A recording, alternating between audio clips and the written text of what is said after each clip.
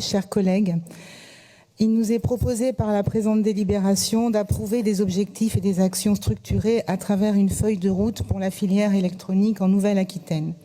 Il s'agit d'un secteur dont la valeur hautement cruciale a été considérée comme telle par les 4 ambitions de cette feuille de route en faveur d'une stratégie en filière, la seule à même de mettre en œuvre un véritable plan d'industrialisation qui s'appuie fortement sur les enjeux de la révolution numérique et de la transition énergétique. Ce sont ces enjeux qui conditionneront la relocalisation de nos activités, leur développement et leur soutenabilité dans le temps au service de l'intérêt général. Notre groupe se satisfait de la mention claire dans la feuille de route des finalités de développement de la filière sur nos territoires. Ces finalités, quelles sont-elles ?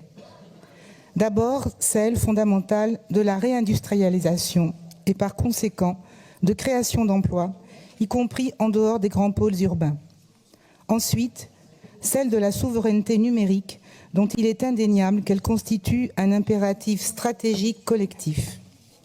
Les 2 années de crise sanitaire ont mis en évidence la dérégulation effrénée à travers une logique financière prédominante qui a considérablement fragilisé nos outils de souveraineté et nos capacités de maintien des activités industrielles dans nos territoires.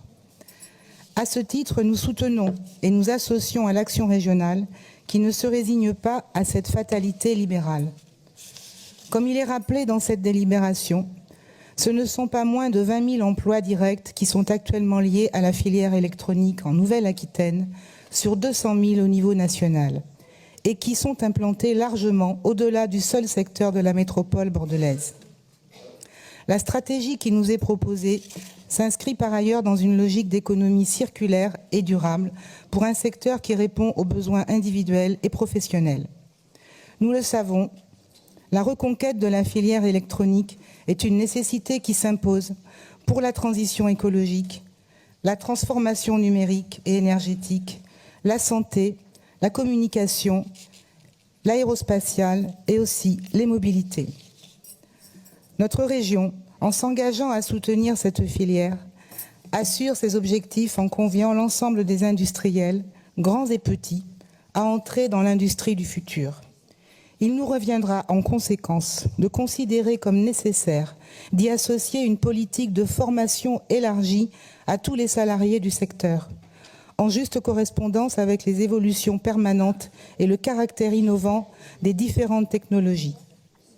Il s'agira donc de créer les conditions de maintien dans l'emploi pour toutes les générations, grâce à des programmes de formation continue dans les entreprises, permettant aux salariés d'évoluer dignement dans leur carrière jusqu'à l'âge de la retraite.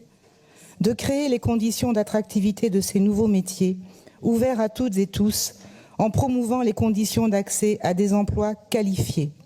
Sans oublier de rappeler comme une exigence forte, digne de l'industrie du futur en ce début de XXIe siècle, l'application du principe d'égalité salariale entre les femmes et les hommes.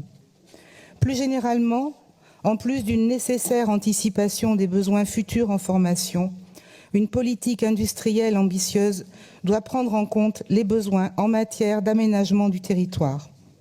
La création d'emplois équitablement répartis avec l'essor de nouveaux bassins économiques induit un renforcement de l'offre de transport et de services publics et donc une politique d'aménagement du territoire engagée. C'est pourquoi la politique volontariste de la région en matière de réindustrialisation est étroitement liée à tous ces champs de compétences qu'elle devra pleinement mobiliser pour satisfaire notre ambition collective au service du plus grand nombre sur tous nos territoires. Fort de ces constats et de notre volonté commune pour nos emplois et nos filières d'avenir, notre groupe votera pour cette délibération.